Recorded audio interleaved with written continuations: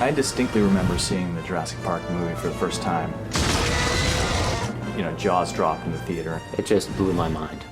I got to see dinosaurs, and this time they were real. We'd been doing tests for a few years in CG and trying to sort of see what could come next. And it was a big step between doing a chrome figure to doing a skinned animal. And that was the leap we had to make.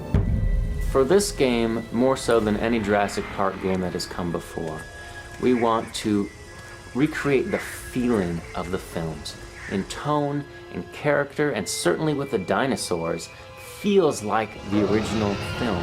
Players get to interact with these creatures that are so awesome and incredible on the big screen, and you want to dive into that world. Jesse! The T-Rex is like right on your heels snapping at you, and if you don't get out of the way, you are going to get chomped. If you're not on your toes and the dinosaurs get the better of you, things can end quite poorly. We reached out to paleontologist Kevin Padian to essentially lecture the Jurassic Park team about some of the modern thinking on dinosaurs, what some of the new science tells us. So we didn't want to make up things that just really didn't fit the science at all. We took all this information and we still felt that it was important to keep true to the movie. In general, we like to approach our dinosaurs as animals. They are very scary, but they're not monsters. They follow their nature. One of the things about animals is to keep in mind always is you never know what it's really going to do 2 seconds from now. It's not a dinosaur shooting game. We felt strongly that it really needed to be about a tooth and nail fight for survival, with escape being your goal.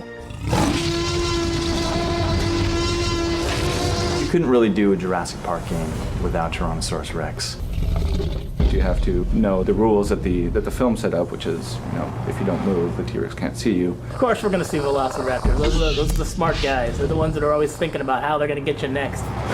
They're clever girls, very clever girls. Now there is a new threat in the park, a new dinosaur that nobody's ever seen before. The new dinosaur that we're introducing to Jurassic Park is one of the most fascinating dinosaurs in the fossil record. It's a nocturnal hunter. It hides in the shadows. So the jungles are even scarier, kind of knowing that there's something out there that's stalking you, kind of waiting for just the right moment to come in and attack. When you're first bitten, the poison rapidly results in disorientation, confusion, and hallucinations.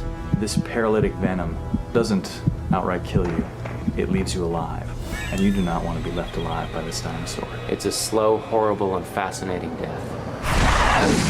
We're being a little cagey with the details because characters in the game spend some time putting together those details as well. So you'll have to take a look at the game to see how it all pans out. We have this island full of extremely energetic beasts who are now freed from their cages. I don't know if it's a wonderful place to be, but it's a wonderful place to imagine, and a thrilling place for us to put players.